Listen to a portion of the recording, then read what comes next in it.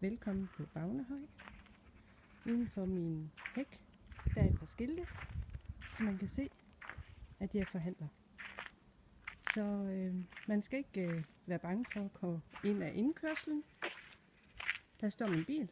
De fleste gange når jeg er hjemme, men den kan være lånt ud, så kom ind alligevel.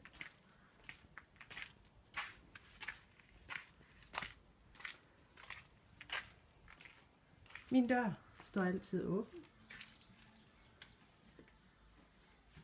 Velkommen indenfor i min butik. Der er varer på hylderne, så skal du have, står du og mangler nogle produkter, så bare kom ind, så kan vi finde ud af at forhandle.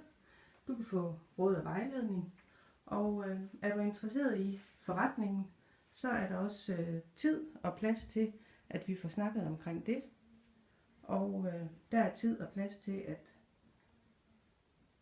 forhandlere kan få råd og vejledning. Hej.